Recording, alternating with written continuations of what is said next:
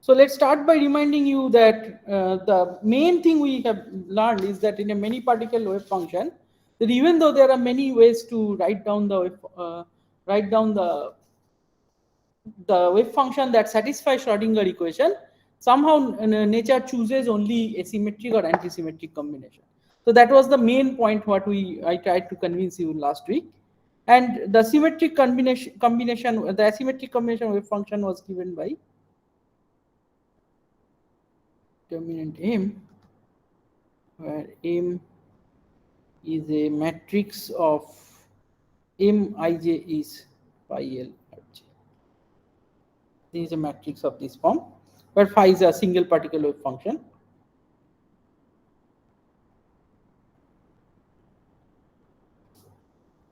And then there is a symmetric form, which is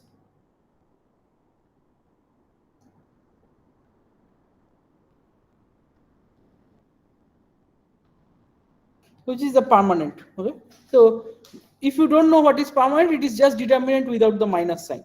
So it means if I do determinant a b c, no, a1 a2 a3 a4 a5 a6 a7 a8 a9, then I normally calculate determinant as a1 a5 a9 minus a6 a8 and so on, a2 and a3. So if you remove this minus sign by plus sign, that thing is called a permanent. Just a notation to make sure you are counting all the symmetric combination, all the possible combination, but you are not putting any minus sign anywhere. So this was the main point which I tried to convince you last time. And now I hope if I give you a problem like that, I give you an oscillator and ask you to put particles here, something like some combination. I give you an NK oscillator or particle in a box or any problem, hydroatom, any problem you have done till now, you should be able to write down the corresponding psi A and psi S. Okay. So this is what was the main takeaway.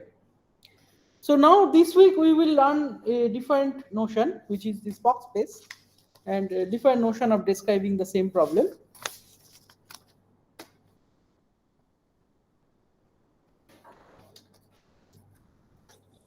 And the main point here is that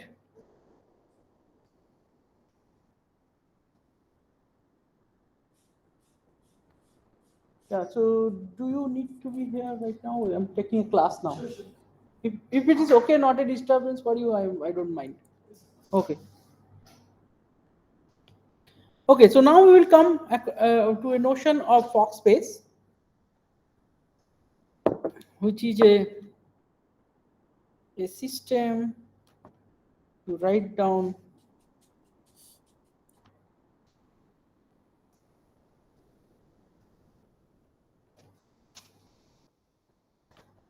identical particles. Right now we will learn it entirely as a bookkeeping device, as a way to write down it conveniently, but later we will know that it reflects, we'll see that it will reflect something deeper than that. Okay. So what is the main key point? So notice that for a system of many identical particles, so what is the key point? Most solution of Schrodinger equation is redundant.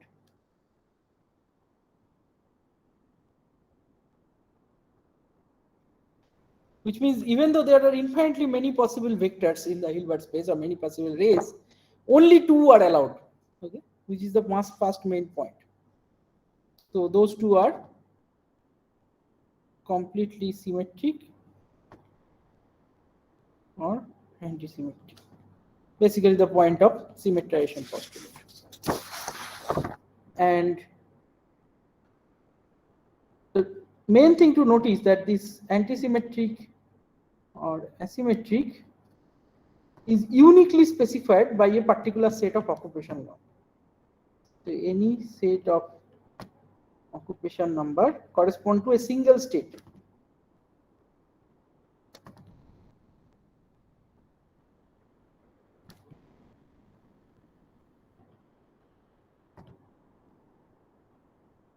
So this correspondence is 1 to 1.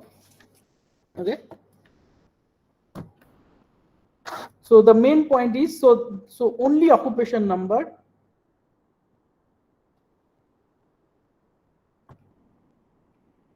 can completely specify a state,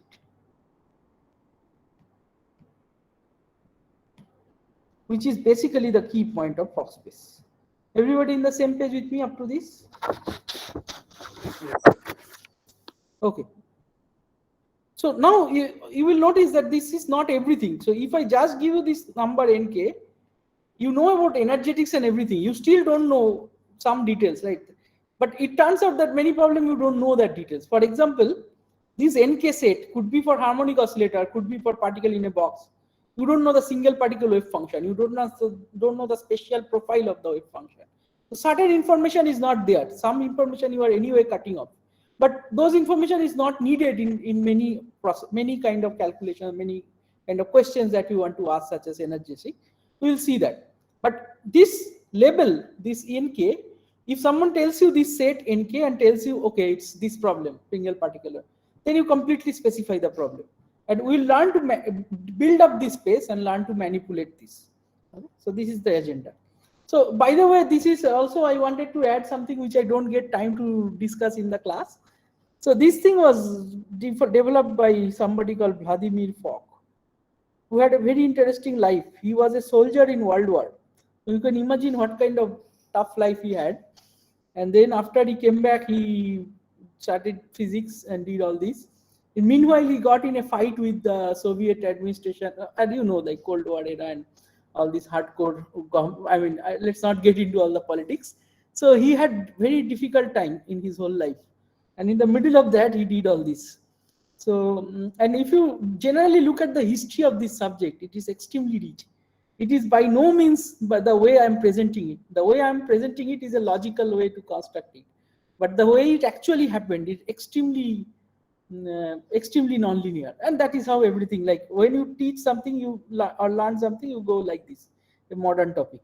And when development happens, it happens like this. Okay. So that is why you will see that when you pick up a topic for term paper or something for your research, you will be very uncomfortable. And I can see many people are asking question that, what do you expect? What should I do? So the fact is that I don't know what I want. It's like if you go to a movie, you don't tell the director what do you want to see, right? The director shows you something.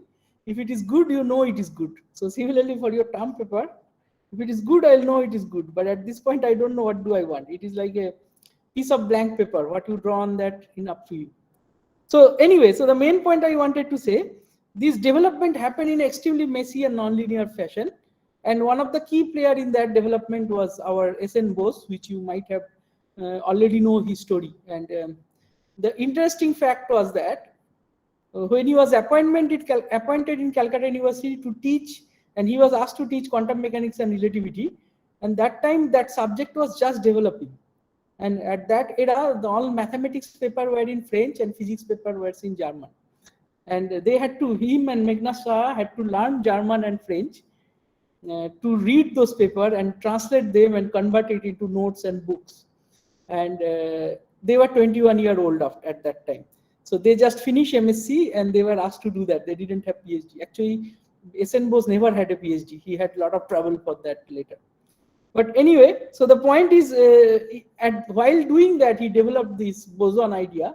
He didn't think about it as a boson idea. He wanted an alternative way to derive the radiation law. And he sent it to various people. Nobody took it seriously. And then Einstein, he sent it to gather a lot of courage and say, Einstein was already a superstar. It was very non-trivial to send something like that to Einstein. And he sent that and he took it seriously. He translated that work into German and published it. And that is how you know about Bose-Einstein statistics, bosons, etc. I mean, Boson himself didn't realize the importance of his work, but Einstein figured it out. And that this work is not just a mere calculation trick, it tells you something deeper, and etc. All this. So look up all this history. All this thing has very rich. All this thing happened in the background of war, and it was a very different time. And it's very interesting how people figured out all those non-trivial things with the experimental tools and all those things they had at that time. And there are many false starts, many attempt to go in a wrong direction and then came back and etc. Now we are reading a somewhat so all in your entire coursework, this is the most modern subject. So yet it was almost 100, not 100, yeah, somewhat. 1925 is officially considered as the birth of quantum mechanics in that Solvay conference people. And it was happening for a while, but 1925 was somewhere the Schrodinger mechanism, formalism, etc. came. So almost we are 100 years apart, and this is the most modern component of your syllabus. And it's very interesting to know the history. Anyway, coming back to the point. So, and many of them had very tough life because of the war setting. How to construct a Fermi surface? Not Fermi surface. Oh my God! I am saying it was totally lost in other word. A Fock space. Fermi surface will come later, a couple of lectures later.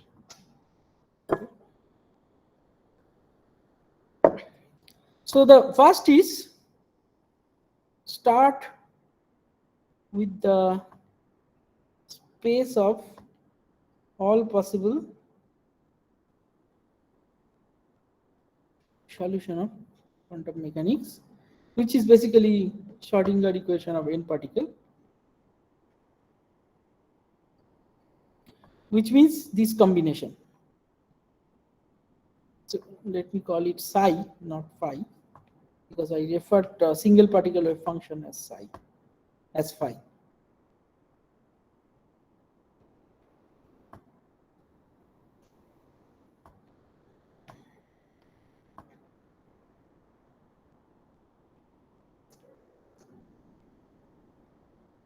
And all possible combination, all the possible. So this huge list is your starting point.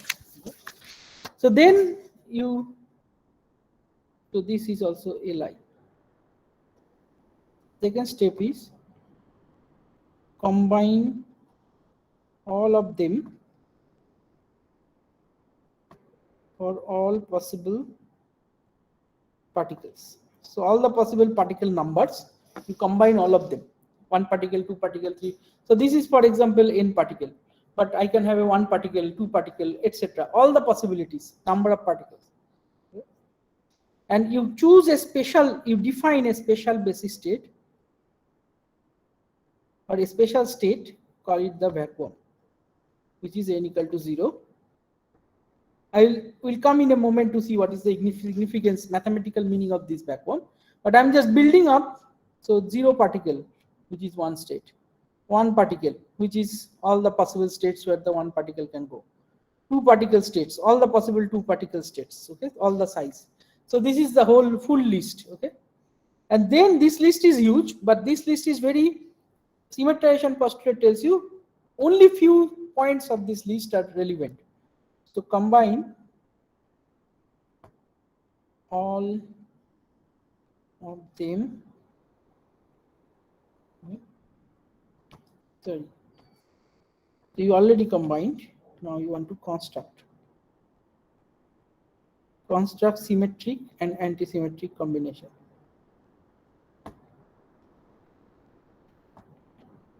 And is the symmetrization postulate, and throw away the rest. This is the space of multi-particle wave function according to symmetrization postulate, and this is the Fock space, which is represented by, uniquely represented by this NK level. Okay. So resulting set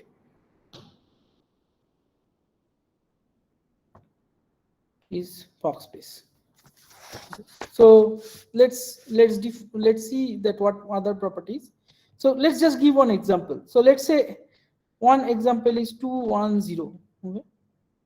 Now this 210, last time I said that it represents a unique particular way you can write it, psi2 R1, psi1 R1, psi2 R2, psi1 R2, psi2 R3. And other combination, all other combination with a proper normalization factor. That is, so this level represents that, and that is your Fock space, one element of your Fock space. And this is given by this unique set of numbers.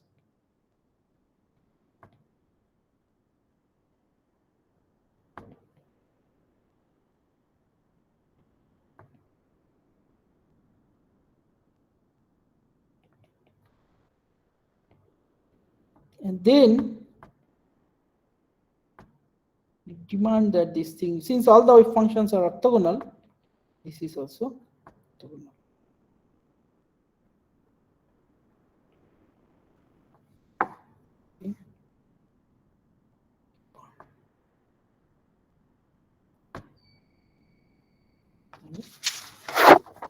Okay, so let's now try to come to a notation which helps you to deal with this space very conveniently. So how can I build this space? Okay. So one possible way is to start from the vacuum.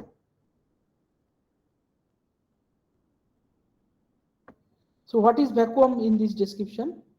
In 2 use 0, 0, 0, no particle, right? It's a no particle state.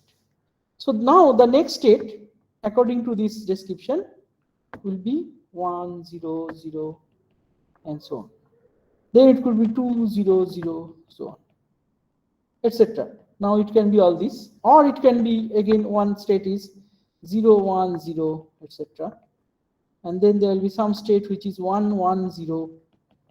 All the possible. So there's a huge combination, and we want to see one way that how can I create this state? How can I create this kind of, starting from here, how can I go all these points of this base state? So one simple way is something you have already seen before, is remember this operator. Can you repeat what you did there with the vacuum thing? Yeah, vacuum means no particle, which means 0, 0, 0. Okay, you're adding particles to it. Okay. Yeah, now I'm saying, so Fock space is basically, you can say that Fock space is this set which I construct like this, and since if I assume there are infinitely many levels, then I can put particles anywhere, and one way to construct this Fock space would be start from the vacuum and add one by one the particles. With that way, so this, if I imagine the Fock space as a grid or as a tree or as a lattice, so this vacuum is one such point. Now how will I go to this 1, 0, 0 point, another point? Okay. So this is how I can go this one by one, another one after another point, and build up this whole Fock space. So this is the Fock space is for n particles, right? Fock space is for any particles. No, but it's for n particles, right? The number of particles are specified, and then you build a Fock space for them. Yeah, so once you specify the number of particle, then it's a subspace of that Fock space, that the full Fock space. Okay, so what is the full Fock space? Full Fock space is all the possible space of all the combination nk. For all particles, for any number of particles. Yeah, any number of particles. Because you can have a process where the particle number is not conserved. Then you cannot deal with a picture like that. So it's the most general description of specifying a complete many particle wave function using a set of integers. And that need not be confined to a particular number of particles. So if I say I want to only discuss about 2 particle states, okay, then it's a subspace of that Fock space. Okay. But you can have a process which exchange particle, which change the number of particle. We'll see actually examples of that, like when we'll discuss phonons and anything, many other things. Just any problem, particle number conservation is another symmetry of a problem that need not be present. Okay. Okay. Even you cannot go from vacuum to something, because vacuum is no particle and this is one particle, right? So you have to have something which allows that. Okay, and it is the space of all these occupation numbers, right? Yes. So okay, you will actually see if the particle number is conserved for some problem, you can block diagonalize the Hamiltonian into defined particle number sector by this token, by writing in this Fock space basis. So what I'm trying to say, that need not be always the case. Okay. That need not be always the case. So Fock space is this full space. Okay. And you can represent each state, each set of integer as an n-dimensional lattice or n-dimensional graph in this space. And actually, I will come back to this point a little bit later, and some of you can take it as a term paper. One can visualize a many body problem as a problem of hopping in this graph in this high dimensional graph. And there is a completely different way of thinking about this problem. And there are many modern papers on that. It's a relatively modern viewpoint to deal a problem like that. And it leads to many interesting conclusions. Anyway, let's get to that later, but everybody is in the same page that what is Fock space and how one can construct it. Yeah, sir. So here we are not worried about in which state each particle is. It's more about number of Yeah, particles. we don't need to worry about, right? Because Yeah. symmetrization postulate tells you that all such combination, what is the quantum mechanical state? A quantum mechanical state is either a sum of all such combination or a antisymmetric sum, which is permutation dependent minus sign. So each of this level represents one state, a single state.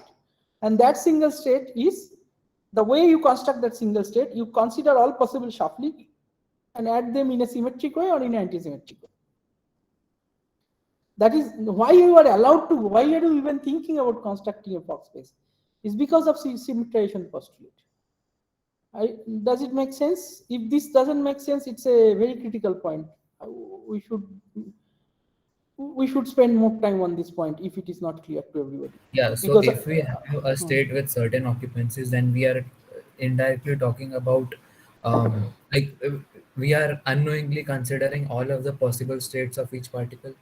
Can we say yeah, that? unknowingly means that is we have to consider. So when you Yeah. are writing this label, it means that it represents two. So as I said earlier, right, last time, what was this example? 21000, right? This example.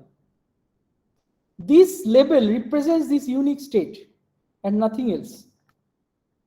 Right? There is only one state. And that includes all the shuffling in a symmetric combination. Okay. So which particle is where, that is not even relevant information as far as this energetics, etc. So once this number is given, you can know what is the energy and do many things which is associated with that. But there are certain things you cannot do, which involves, for example, if someone has to plot this wave function, then you need this information. You need to put this combination, write down this combination, and you also need to know what is this phi. Okay? Sir, But apart from that, it's a unique label. Yeah, sorry. like if the occupancy is singular, let's say there's no double occupancy anywhere, we also have to mention whether it's symmetric or antisymmetric, right?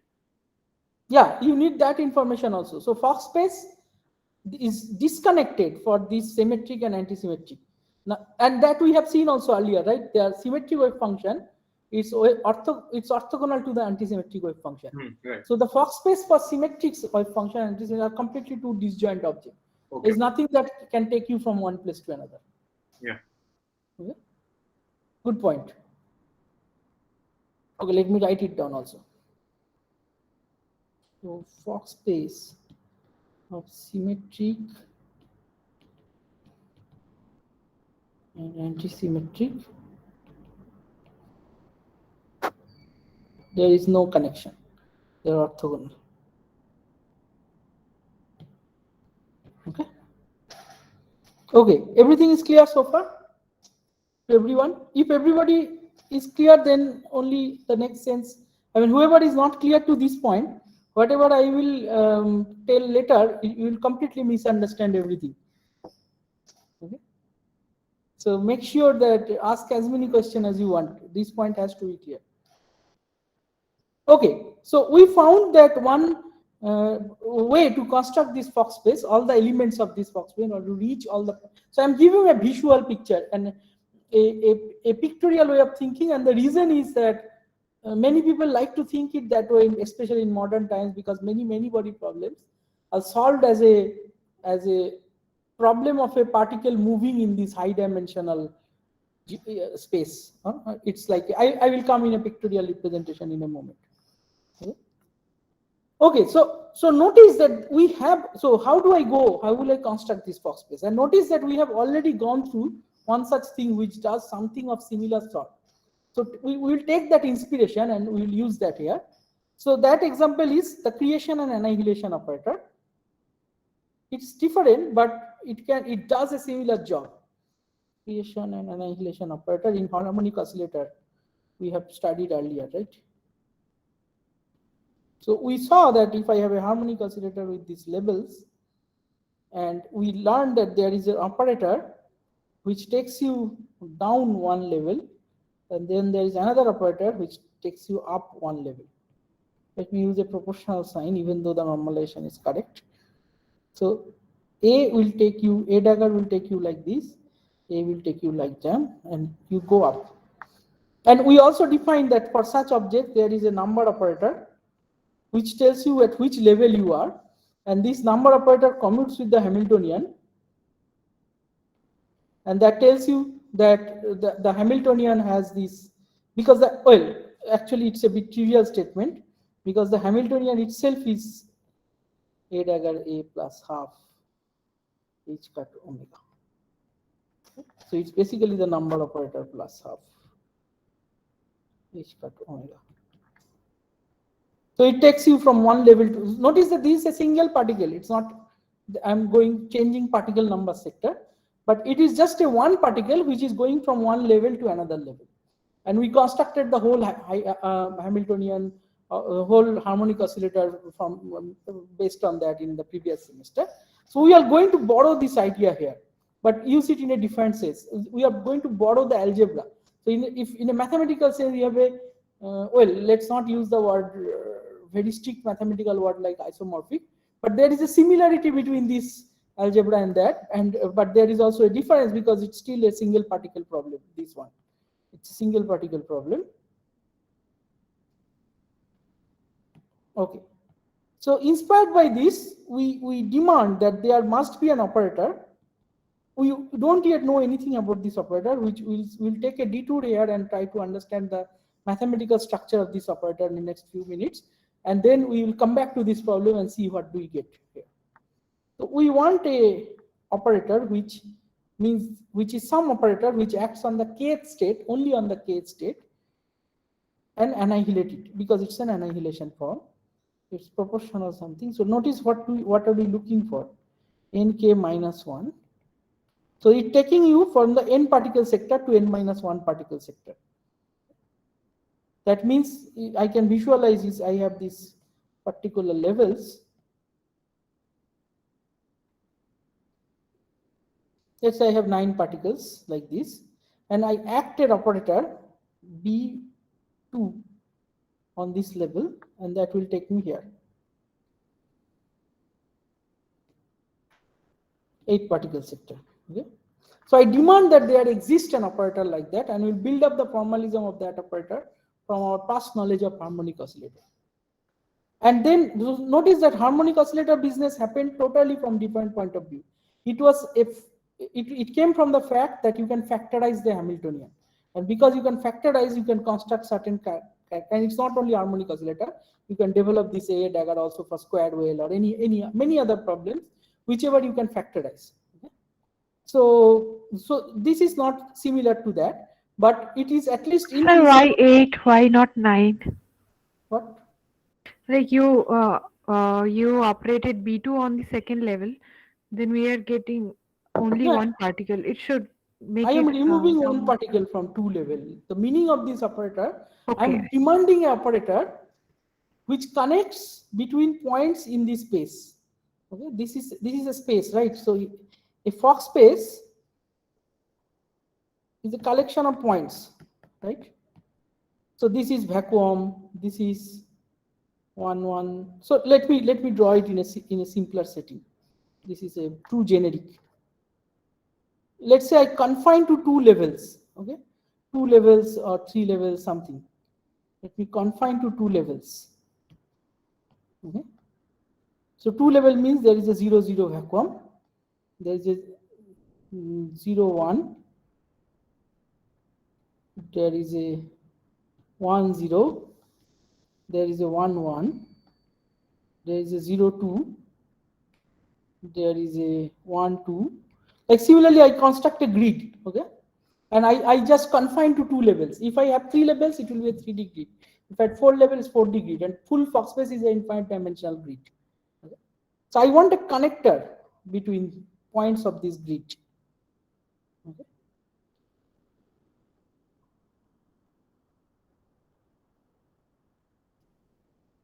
So this So I am demanding, let's say there is an operator which does that. I am not yet saying what are their property, and we'll draw inspiration from the accretion and annihilation from harmonic oscillator, and we'll show in next few minutes that that kind of an operator does this job without messing with anything else of the problem. Make sense what I'm after? Yeah, okay. They are in SHO they are ladder operators, but here we are not uh, taking them as ladder operators. So we are just creating and annihilating, right? Yes, I'm just saying it's a creating and annihilating a particle. It's very different from, because ladder operator doesn't create and annihilate particle, right? It takes you one level up or one level down. Okay? But I will show you in a moment that later that you can visualize this also in that sense. But what we have learned, at least if you have done, probably you have done a quantum mechanics 2 course, right? That's why probably your thoughts are messing with this the way I'm telling you. Quantum mechanics 2 means? Did you do a quantum mechanics 2 course Yeah, in MSc? yeah. Okay, so you are probably familiar with this. So that's why probably you know where am I heading. Okay. So, but the point is, I'm pretending that I don't know. So just pretend that you don't know that, and to be in sync with the class. But since you know, it's not a big problem. So what I'm trying to say that in this ladder operator which we have constructed in harmonic oscillator, that the job of that ladder operator was to take you one level up or down. It's not to create a particle or destroy a particle. It's to destroy. We picturized it. It's a creating and destroying a quanta of energy, because when you go one level up or down, you add h cut omega energy and reduce h cut omega energy. So in that sense, it's also some particle, but it's not a particle in this sense. Here the particle is a whole particle, where you are going from a particular particle number sector to another particle number sector. So this is different, and although I have not yet said that what will be the nature of this operator, I'll come in a moment and build up these properties of this operator, and we'll see that. So if I tell you the answer, you know the answer, but I'm trying to tell you things from the point of view of the person, of the people, that or the line of thought or the train of thought which leads you here, rather than just telling you that this is this. Okay, so that is why I'm trying to build it up this way. So what the only demand I made, that I need an operator which will do this job of connecting between the points of this case. Okay, and we'll see that what kind of operator does that. Okay, any questions at this point? Hello, sir. Yes. So we say that this operator we will go from one particle state to other particle state. Yes. So what do we mean here by going from one set to other set? Like in harmonic oscillator, we were adding energy and going to the one state up or one state down. Sorry, say that again. In harmonic oscillator, Yes. we were adding energy to go one state up, yeah, or one state down. And Yeah. here, what are we doing? We are Here just we are changing not. the state. No, we are not adding energy. We are adding. Here we are just changing the number of particles. Okay? So we are saying 2 particle, 3 particle, like that. So for example, if I put one particle in a harmonic oscillator, so this is a 1-0 state. So if I have two particle states, so what are the possibilities? It can be no particle, okay? One particle here, one particle here, one particle here, all these states. Or it can be one particle here and here, or it can be one particle here and here, or one particle here, like that. So this is a counting problem. This is it's a question of number of particles. It's not a question of whether I'm at this level or this level or this level. In the harmonic oscillator problem, our question was that I have a harmonic oscillator well. I'm creating a mathematical tool that tells me how can if I know the energy and the wave function of one level, how can I go to the next level or the below level? That was the point of that exercise. Here it is, and there was only one particle. There was not many particles. But you can, if you want to visualize this as a many particle problem, you can say it is not a many particle problem in terms of a point of numbers in that sense. You can say, okay, if I'm going from a level to next level, I'm adding a quanta of h cut omega. If I'm going to that next to next level, then I'm adding a quanta of 2 times h cut omega, and so on. So that's a, you can say 2 quanta, 1 quanta, like that. You can say it like that. But yet, at the end of the day, it's one particle. Its particle is, there is only one particle which is going from one energy level to another energy level. If you pump it some energy, okay? If you give it the reason to go. Or you can visualize it as it's just construction of the possible states where it can go. But here we are not doing it. Our problem is not that. We have n number of particles. In this case, we can put infinitely many particles. And if I don't put any particle, in these two states, it will be 0, 0. If I put one particle in the first state, it will be 1, 0 or 0, 1. If I put two particles, it will be 0, 2, etc.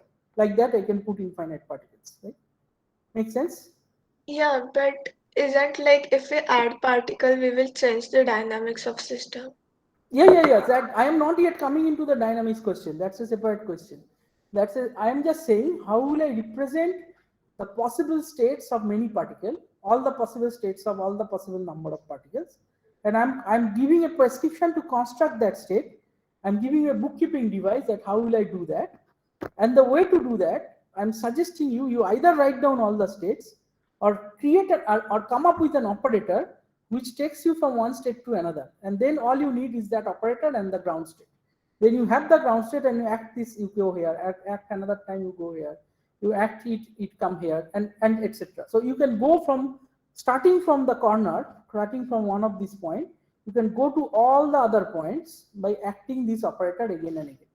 So I'm trying to ask the question, what kind of property do I need to have such an operator? Do you get the question? Yeah, and here we are talking about particles in general. So consider I will go with fermion, then how will we describe it here? Yeah. Fermion, I'll come to that. For fermion, the space is restricted. Okay? Because this space is has just 4 points. You don't have this point you don't have. Right? Yeah. So that is the difference. So in fermions have a very small, much smaller Fock space, and bosons have a much bigger Fock space, because of course you can go put infinitely many. So it's actually infinite in this and this direction. Yeah. Sir, I have a question. Yeah. How are 10 and 01 different? Like the main question is it the operator which connects from So 00 very to good. So 01? how is 10 and 01 defined? Are they defined state or same state? Is that your question? Yeah. Okay. Can someone answer? The particle is at a different energy level. Correct. So here the energy is E1 and here the energy is E2. They're totally defined. Understood? But we say like particle is identical. Okay, yeah. I mean, Identical, but if the energy is different, then you have to make it different. They are going to define levels. Okay? So where is the identical point? So let's say you have a 2-level system. Okay, let me not put it in a box. oh no, I got it. I think yeah, I got Yeah, it. but let me still tell you, that's why questions are very useful, because even if you have got it, somebody might have got their head messed up. So 10 is this and 01 is this. There is no question of identical particle. But 11 is, that's where the question of identical is coming. Identical labeling is coming. There is still a question of this. Okay, so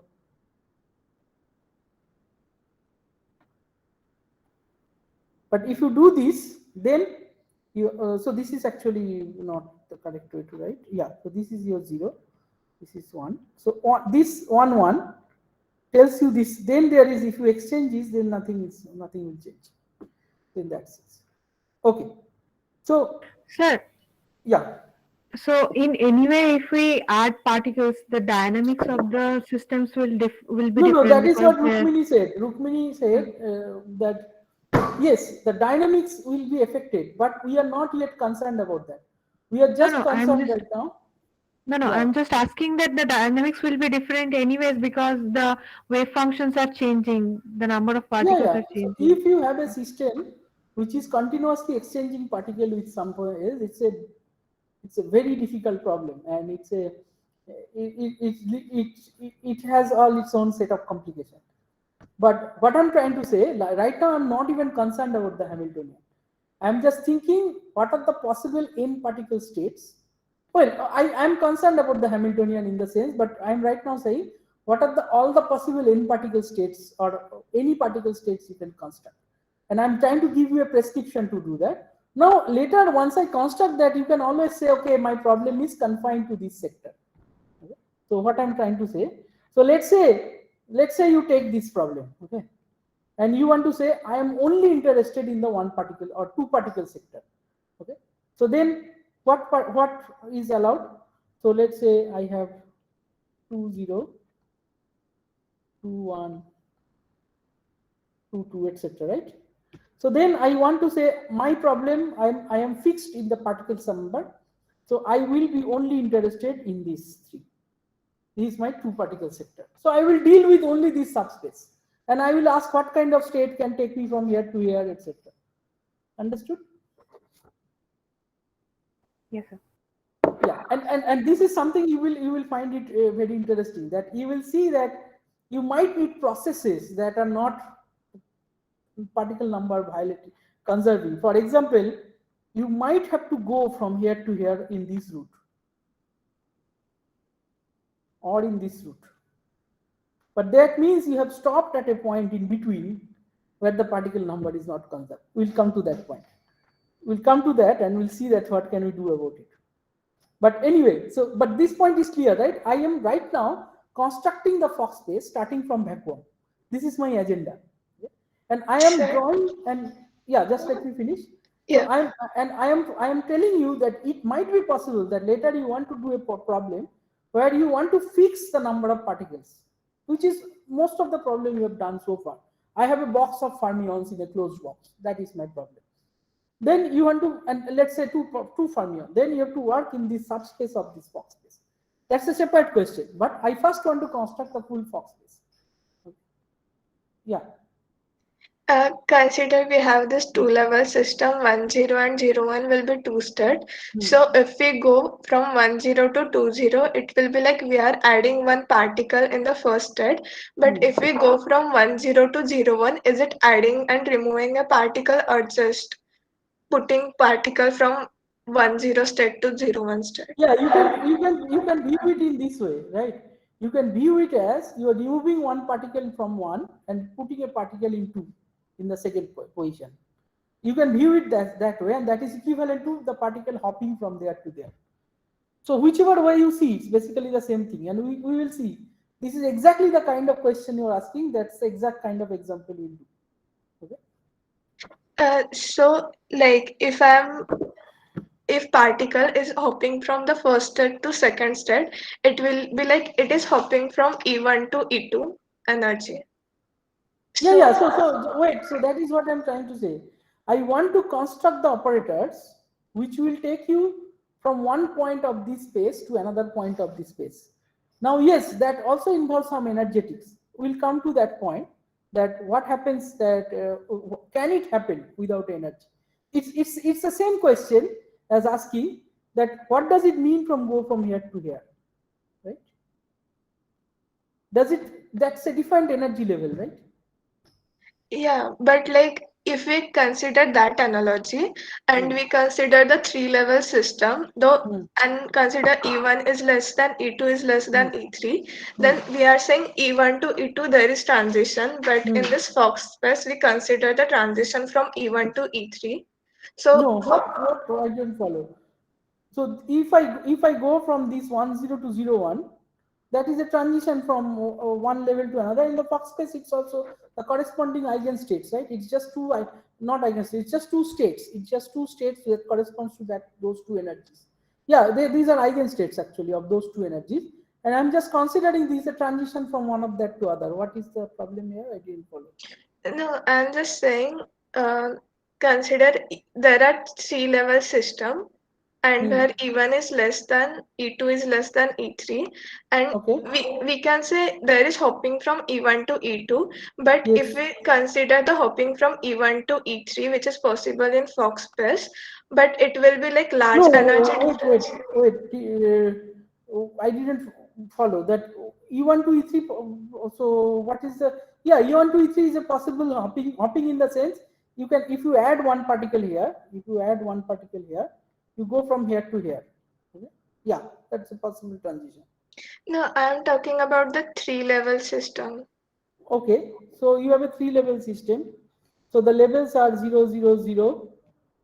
It can be 1, 0, 0, etc. Many possible. If there is a degeneracy or something, these are different questions. But you have this kind of states,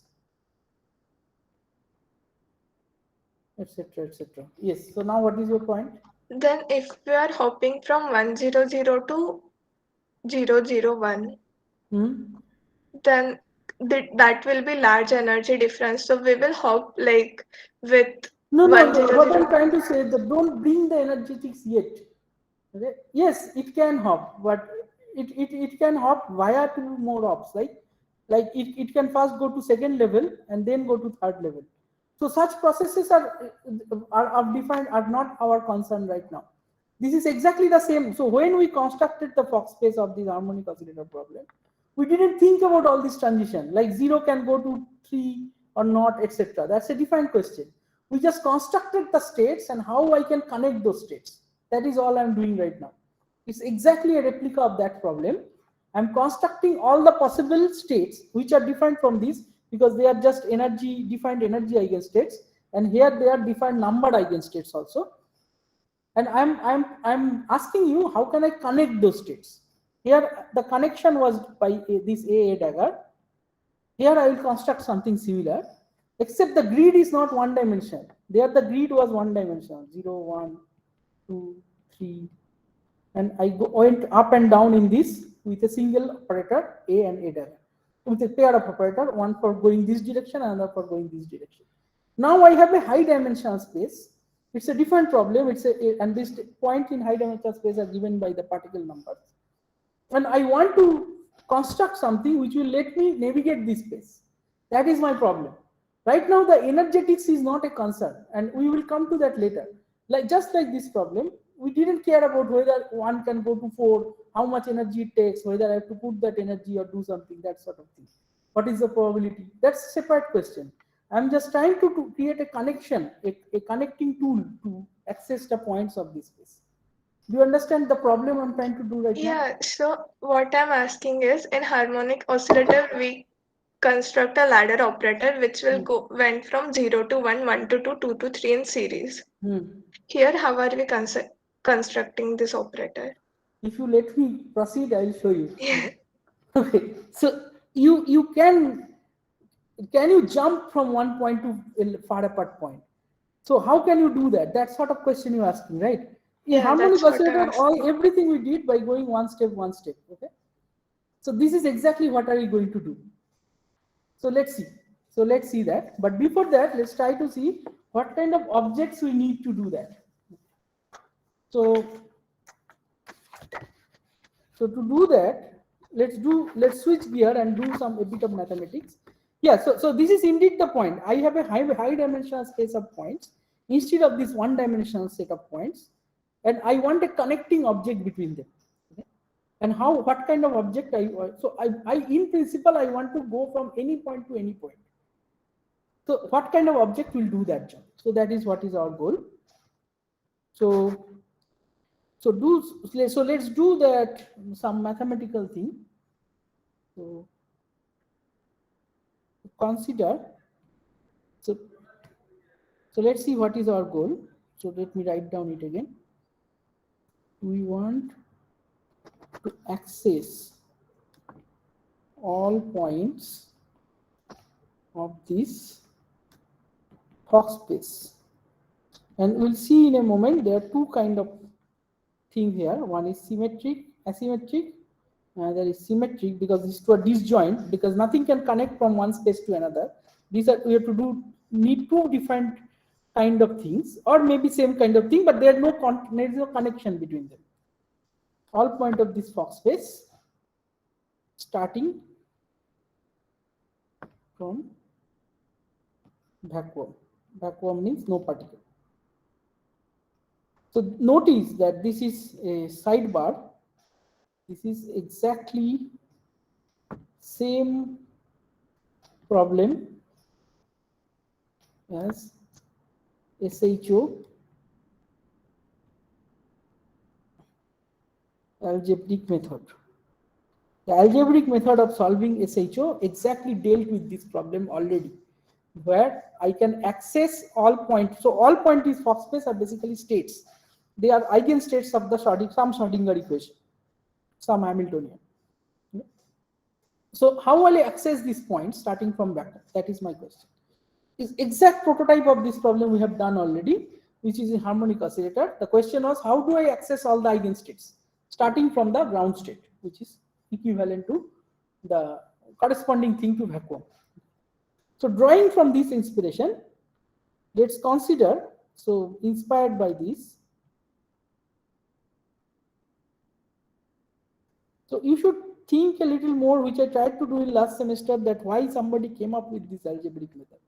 I don't know if any of you have read those things, like I suggested you to read this Dirac's book, where he constructed this operator and what was it is not entirely a quantum mechanical idea. So that sort of idea already exists in classical mechanics. He just transported in quantum mechanics and landed on this creation annihilation business. And although the jump was not so easy, and that's why it took someone like Dirac to do that. And then it was turned out to be a very useful tool. You don't just blindly do that, okay, x plus ip is a and a dagger is this, and therefore this is method. But you should always look at the person who created the subject and what was his agenda.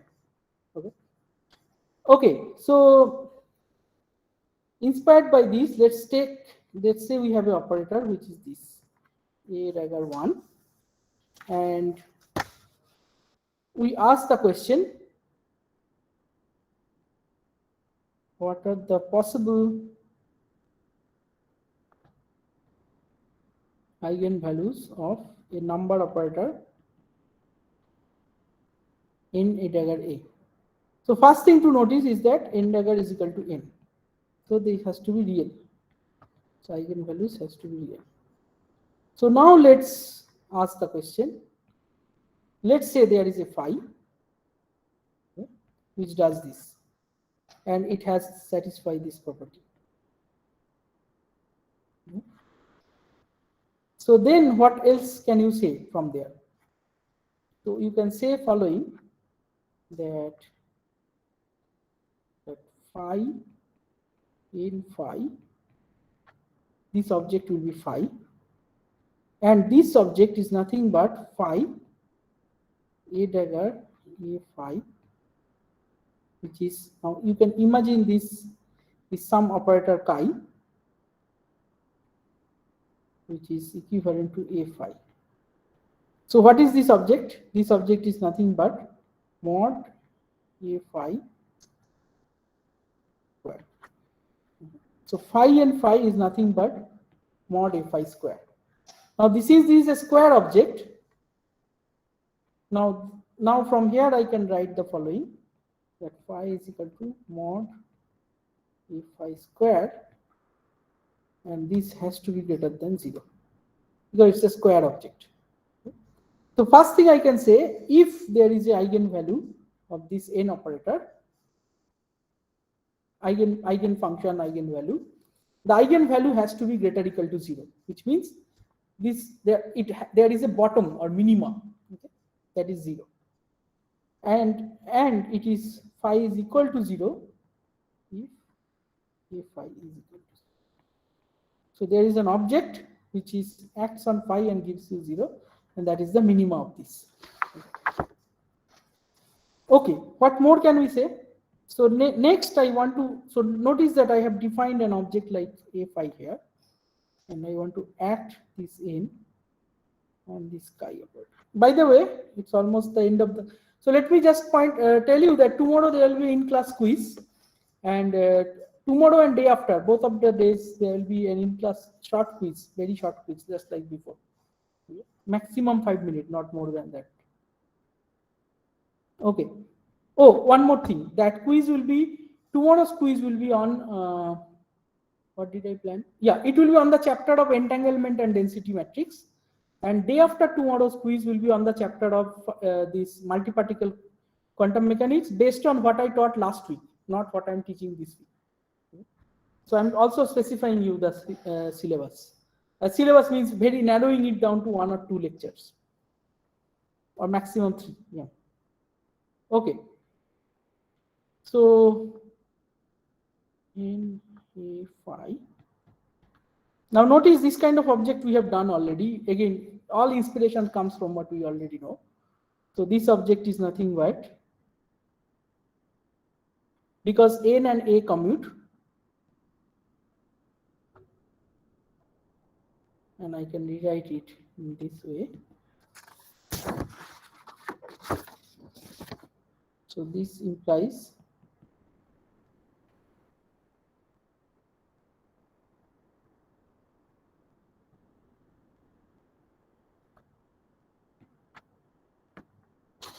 wait, did I write it correctly? Yeah. So NA5, I can write it as, no, NA doesn't commute. Yeah, I wrote it wrong. NA doesn't commute. Yeah, is everybody sleeping? Why did nobody protest?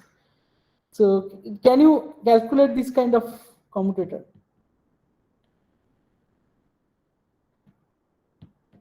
Did you forget that, or you can calculate this kind of thing?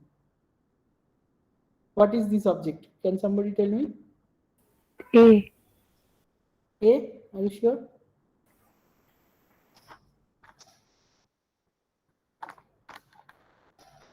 Yeah, I guess minus A or A. Okay, minus A. Yeah. Okay, so prove this. I'm leaving it here.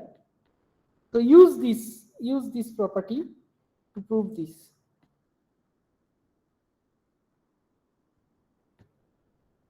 We'll start from here next class.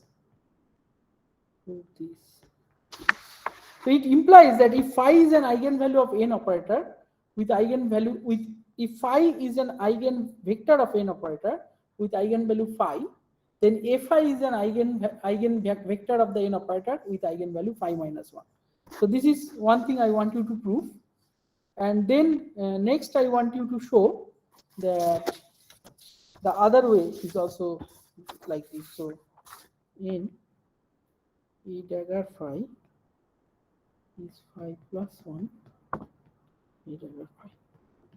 So do these two things. Then next class I will take over from here, and I will discuss about the algebra of this space, all this. So we'll first discuss the algebra of this A operator, and then we will discuss about another operator, which is if and satisfying anti-commutator equal to 1. We'll construct all the algebraic properties is these two operators, and then we will see these two will act as a agent to go from one point of this space to another point in this space. And we will see that the operator object F is basically will give you what is the property of fermion, which means it will confine, F will have the property that if I start with this,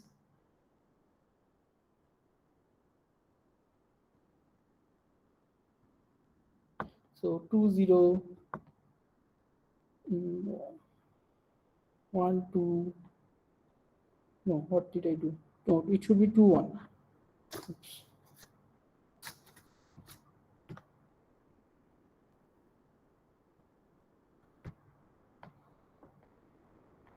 Two 1 0 2 etc. So we'll see that an object F will keep me confined in this region. It will not let me go beyond this. And the object which will do that will have this property. It will let me go here to here, here to here, here to here, here to here, and all these one-step jumps. And an object that satisfies these will let me go in this entire space.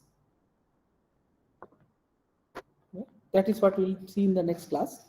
And that will allow us to describe all the points in this Fock space using the vacuum and a combination of these operators. And that will help enormously in any manipulation. That is what we'll see.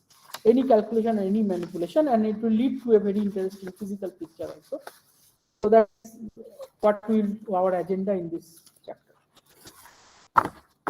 So that is roughly where I end. Any further questions related to what I did today? Is So I everything have clear? a First? question not related Yes. to this. Okay. So let's just go over the questions related to this, then I'll come back. Okay. Others? So here we can directly jump from 0 to 0 to 1 1, right? No, we have not yet discussed that point. I don't know why are you so stuck on this point, this agenda Because of it's jumping like directly. So you can. What it's is your problem if you go like this? no, I'm just asking if we have to go in series or we can jump directly. So okay. So since you're asking, let me tell you this. So 0 0 can take you to 1 1 if you add A1 dagger. No, I use B1, B1 dagger B2. Well, I use B to symbolize it. Let me call it A here because I use A commutator. So this is 1, this is 2. So you can go from here to here if you do act A1 dagger, A2 dagger. So that means A1 dagger will take you here and A2 dagger will take you here. So like two consecutive operations. Yes. Or you can go like this also, A2 dagger, A1 dagger. That is also fine. Yeah. But this is very interesting. In fermions, so you can see if they are fermions, which means they are F, then whether you are applying F1 first or F2 first, or F2 and F1, they will give you two different objects. Okay. So their job is going to be tricky, and that's what we'll discuss next. So what does that mean, etc. So that's that sort of point. So you can say that's 1 1, and that's easy to see using symmetrization. So if you want to write down 1 1 in the wave function form, okay, so write down the symmetric form and asymmetric form. You will see the asymmetric form will flip sign if you exchange them, right? Yeah. And that has to be captured in this operator, and that is why you need this kind of object, which flips sign when you exchange them. Okay? So that is what we will see. So I you have a can, question on the like the technicality of this Fock space. okay, Like the yeah, ask it. so the Hilbert space of n particles is just the tensor product of n Hilbert spaces, right? Correct. What space is this Fock like these fermionic or bosonic operators Yeah, Fock acting? space is the full combined space of this all the possible number of particle in all the possible states. So it's like So a it's a generic sum Fock of space. all these. Yeah. It is basically this full product, right? So what you said psi is psi 1 particle, psi 0 particle, psi 1 particle, psi 2 particle, psi infinite particle. So this whole space of all the possible wave function you can construct, and there is only one possible wave function, only two possible. One is symmetric and anti-symmetric. So let me call it symmetric and psi a as similar to that. All the possibilities you can do, that is your Fock space. These are these two Fock space of these two separate cases. So that Also, is the general definition. Now it might happen that for a given problem you want to confine in this particular sector. Okay. But since it's a product space, it's not a problem. It's not an entangled state of one particle and 10 particle. It's a product state. So you can always work on a particular particle sector. Also, aren't we tacitly assuming that there is no interaction term between the different particles? No, we have not yet dealt with the Hamiltonian. It doesn't matter whether there is interaction term or not. We have not assumed any structure of the Hamiltonian. So we will see that later. It is actually very convenient to deal with situation when we have interactions. So we have not yet assumed any structure in this form, in the sense that, so you meant to say this, right? So my Hamiltonian has, let's say, H1 term, H2 particle term, H3 particle term, etc. Yeah. Right? Yeah. So are we assuming that these terms doesn't exist? So we are not assuming yet anything. Because if these terms does exist, then we have to say something else. We have to say, okay, the Hamiltonian, these states are not eigenstates, right? Because we have written it in a form. Right?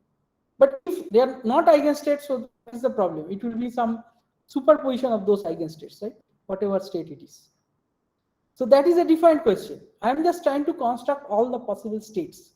We are not yet getting to the question of whether it's an eigenstate of the Hamiltonian or not. That's a separate question.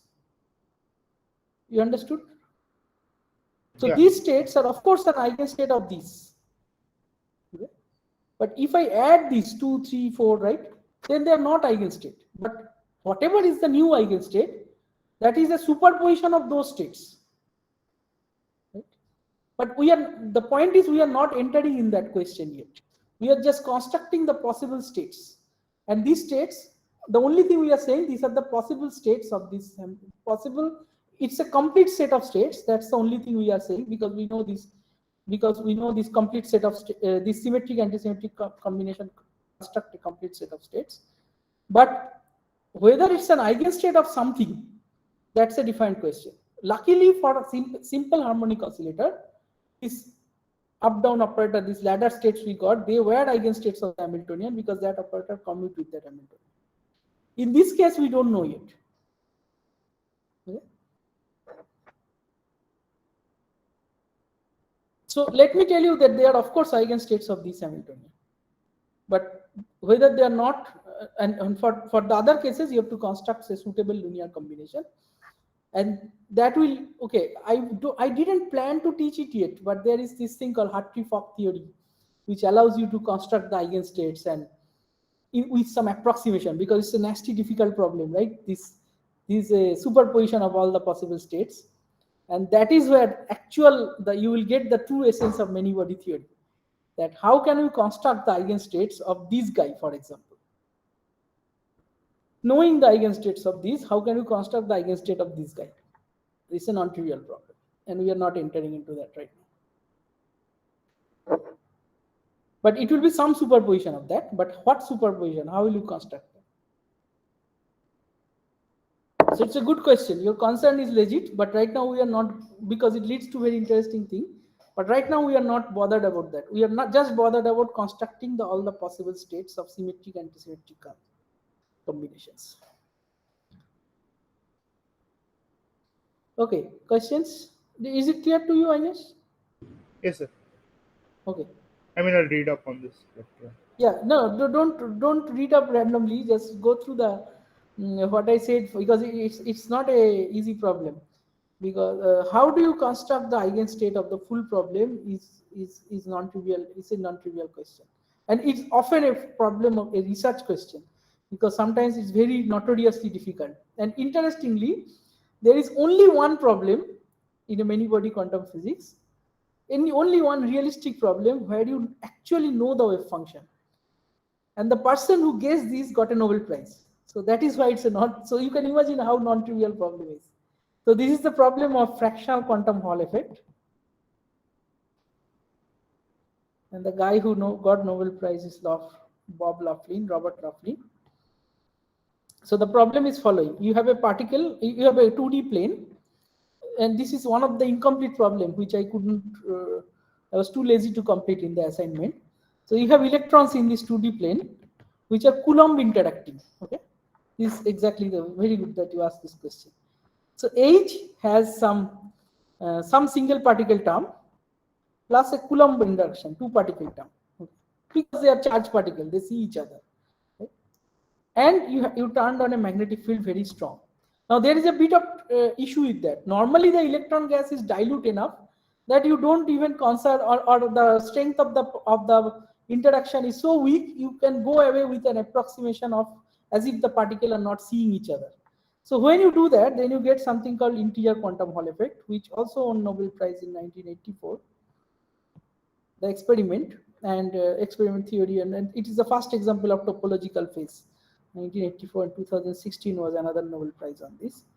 So But when the magnetic field is very strong, then the electrons are forced to confine in a very tiny orbit.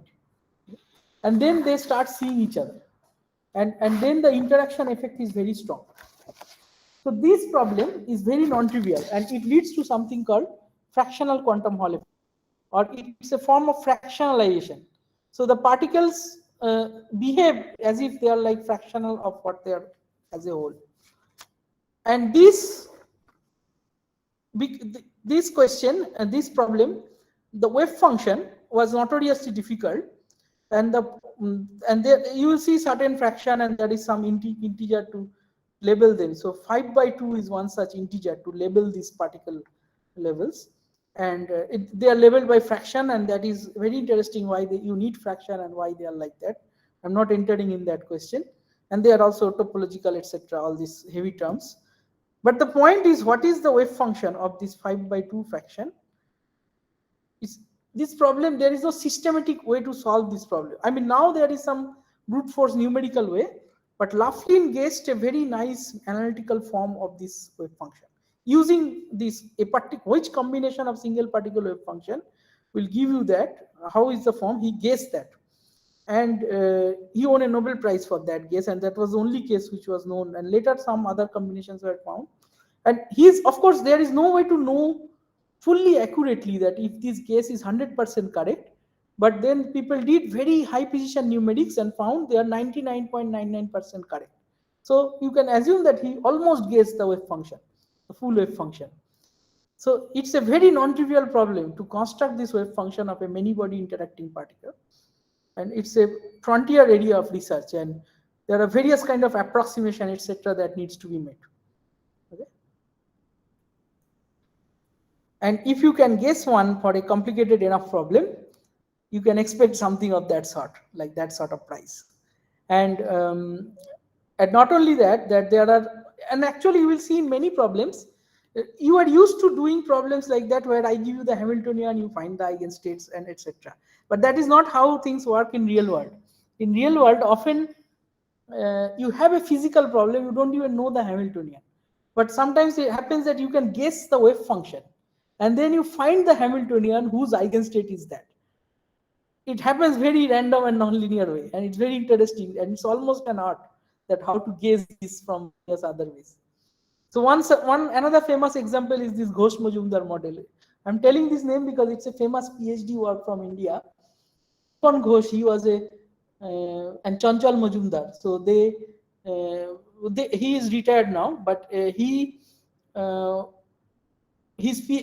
doing PhD in TIFR at that time, and his thesis work was this model called Ghosh-Majumdar model, where the wave function was known for in some context to have some interesting property, and then they found the Hamiltonian whose eigenstate that is, and that model is called Ghosh-Majumdar model, and that is a very interesting model of various kind of rich physics. So yeah, so that I just wanted to give you a glimpse of how non-trivial this problem is, even two-body problem, two-body interaction problem. Yeah, questions, comments? Sir, that question Yeah. that I had. Yeah. I wanted to ask, how do we know that half integer spins are spinor-like objects? That is what I told you. No, they have this property that they don't return to. They are certainly not like a trivial object. So that is what we discussed extensively in last semester. That one component object cannot have this property of 360-degree rotation not returning to itself. No, but we know that 360 rotation does not return it because it's spinor, right? That's what we did. No, for example, spinor is a name, right? It's a name attached to things which doesn't return to itself after 360 rotation. It returns to itself after some 720. But how? You could have called it anything. You could have called it masala dosa also, right? No, but we said that it doesn't return to its original. Like for example, in time reversal, we said doesn't return to. A minus sign comes when 360-degree rotation across time reversal because it's a spine. How do we we started with it's a spinor, and then we said that we build the time reversal. Spinors are object already which doesn't return to itself after 360-degree rotation. And Okay. that is where and then we know these structures happen to have this property that under time reversal it neither returns. You need two reversals. Right? That is How do all we I know know. that? Is that like experimental evidence? No. This is a purely theoretical thing we know already, right? You took that spinner, you tried to construct the consistent operator, and you said, okay, after time reversal, it is not returning to itself, and that is not very unnatural because Okay. we have seen that spinors have this property. Well, experimentally also a lot of things are, but you can construct this. No, I don't think it's an experimental outcome, but it's a purely theoretical prediction. And well, so spin half exists. That's an experimental fact. That was Stern-Gerlach experiment, right? And the properties of spin half lead us to Huh, that operator. now properties of spin half. That is I believe. Okay, let me think before I answer it. Hmm. Yeah, so let me so you want to know that how people landed on this. So people tried to imagine any spin as like a, so they knew that their electrons are generating an angular Angular movement.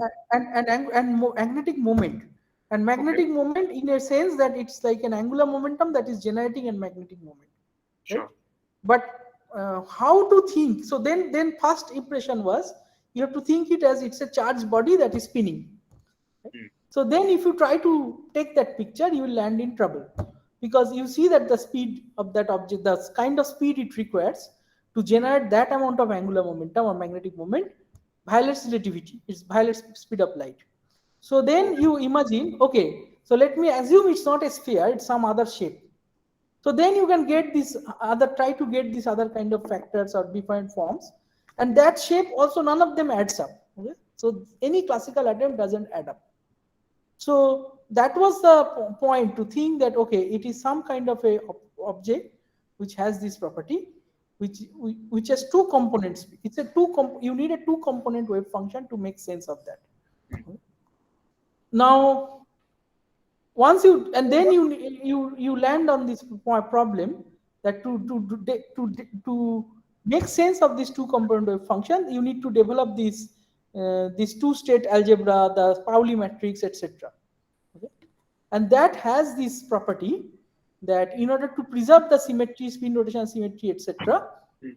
it needs to have this theta by 2 factor, which means 360 rotation is not returning, 720-degree rotation is coming. Now this is not an entirely new thing because you know classical object like this hand plus cup example, that objects doesn't return to itself after. So then the point was, okay, spin is a object like that. How come it is generated? We don't know, but So it's it's an like object the like that. best classical analog is. Yes, the best classical analog. Now there is one more question: how do you know it is true? So that I also described, I think, in last semester, and it's there in Sakurai. There was an interferometry experiment. I forgot who did that, but it was with neutron, because neutron doesn't have. So neutron spin is a different problem because neutron doesn't even have charge, and to fully understand that you need QED. But anyway, so let's say neutron is an object with a spin, no charge. Hmm. So then there was an experiment designed, and it was performed in 1 year after, I think, 60s or something, which I think it's there in Sakurai, and I definitely discussed in last semester. It's an interferometer experiment where you take two paths of neutron and you apply a magnetic field in one of them. And you can now predict that what will be the phase change, assuming that what amount of magnetic field you need for a 360-degree change and what amount you need for a 720-degree change. Yeah. So that experiment, that interference experiment, clearly demonstrated that what were you thinking about that is right, Yes, that this is a okay. spinor. So Because this for is that, this is a full rounded description of the subject. yeah. But there is no classical analog. You cannot think it starting from a classical picture of a rotating body. Hmm. Yeah. Yeah, okay. Okay. Anything else? No, from me. Yeah. But this is also very interesting to tell that there are two types of object in the world, which is either integer spin or half integer spin, and that purely comes from symmetry group theory point of view, a symmetry point of view. And then the question is, and their subtle other properties are also purely theory. So this is always a very interesting question, and that how come this idea came. Now, once its idea is developed, you can fit it and can develop a formalism where everything comes consistently and coherently. But how it is developed is not so linear. That is what I'm trying to tell you again and again. How it is developed is very random. Yeah. Because it's so peculiar. How can you even imagine that thing exists? So you have to know some evidence that it exists. So and then you can develop a theory for it. So So and do you then that think theory has to be consistent. Yeah. that the the interferometer experiment that we did that come before like the theory, or did it confirm the spinor theory? No, I think it confirmed because it came in 60s and the spinor idea was already there in as early as Wigner and all already got this in We already had 40s. like the theoretical prediction Yeah, that it yeah, will. I think it was there, and it was so they needed this structure to develop this SU2 invariant, a rotation symmetry invariant structure of this theory. So those things were like so many things in quantum mechanics came purely from a experimental anomaly because around the early 19th century the spectroscopy experiments were seeing things started to see things which doesn't fit with any classical description. The first thing is discretization. The discretization is that's why we call it quantum mechanics, but we know that the discretization is a very small part of quantum mechanics. There's a lot of other things are happening, but historically that was the first thing. And Hamiltonians having discrete eigenvalues, that is the first thing. So then a lot of development. So then people started to dig it up and landed on these various theoretical frameworks. And then it went back and forth. So then once the formalism was developed, then the formalism predicted many things, which turned out to be correct. Like one of the biggest thing was antiparticle. Dirac had a negative energy solution, which he said there must be a particle for it, and people found that particle. And there are many such small things like and I think not it's not a small thing, it's a very big thing. But the point is that it's how any subject develops. Like you first have a reason to look into something because there is something like it's not always physics goes like parallel to theory and experiment. So first the theory, in many cases the theory predicts something, in many cases you know something from experience it's happening, then you try to explain that, and it demands the need of a new theory. It's very interesting that like relativity came from a very simple line of thought that you want a mechanics that is invariant in all special theory. Relativity means all inertial frame and general means all frame, non-inertial, inertial, everything. You want to develop your theory invariant to that. Now, it's not a new thought. Galileo already thought it. Galileo thought it and came up with Galilean transformation. But Galileo's times, there was no electrodynamics. So when you try to incorporate electrodynamics, you land on peculiar conclusions. And then you need two more ingredients. You have to believe this point that time is nothing but motion, therefore it can be relative. And you need an experimental input that speed of light is constant. So this combined together is the result, what you got, relativity. Right? And on top of that, if you generalize it to non-inertial field, you get general theory. So you cannot really isolate things like that, like what came before, what came after. It's a very mixed thing. And in many cases, the experiment triggered people to think in that direction. And then the theory developed and predicted something if it is true, and then the experiment found it like that. Right? This is how any subject develops. Yeah, that's all.